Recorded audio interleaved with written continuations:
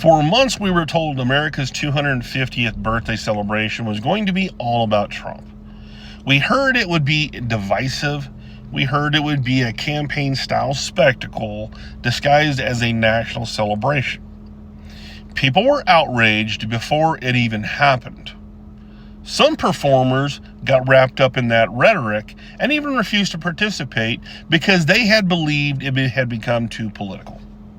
Social media was full of warnings that this wasn't going to be about America. It was going to be about one man, Donald Trump. Then yesterday happened.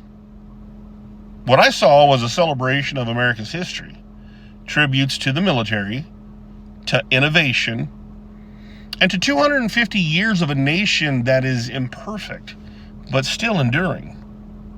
Now, was the president there? Of course he was. He's the sitting president. Did he speak?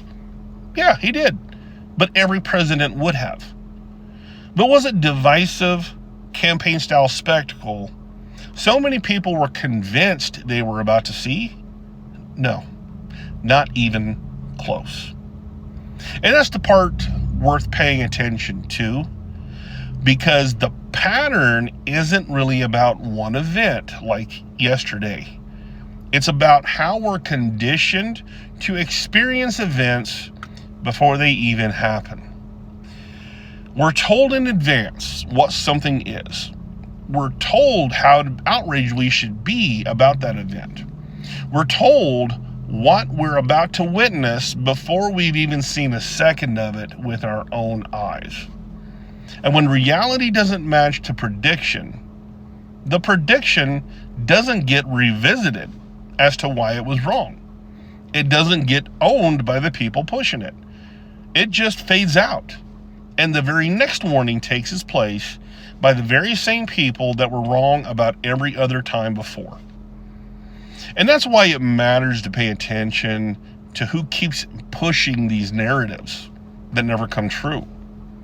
Because when something is repeatedly framed as catastrophic or divisive, and then turns out not to be, we should have a lot of questions. Not just about the event, but about the credibility of the people making these claims. At some point, repeated false alarms start to have consequences. They stop being seen as insight and start being seen as complete noise. And that's something a lot of people don't think about enough. Every time you confidently push a narrative that turns out to be wrong, it doesn't just disappear into the void. It affects how seriously people take you the next time you're talking about something. Credibility isn't just lost in one big moment. It's chipped away every time reality doesn't match what was said with certainty. So if you're someone who keeps helping amplify these predictions of division, outrage, or collapse, and they never materialize, like no kings, what do you think that does to how people perceive you? Do they see someone offering insight, or are they even worth listening to? Or do they just start to tune you out before you even finish your sentence? Because over time, people don't just evaluate ideas, they evaluate patterns. And a pattern of repeated fear that doesn't come true eventually stops being taken as a warning and starts being taken as pure noise. And maybe the deeper question isn't about the event itself. It's about why we keep rushing to believe the worst version of something before it even happens.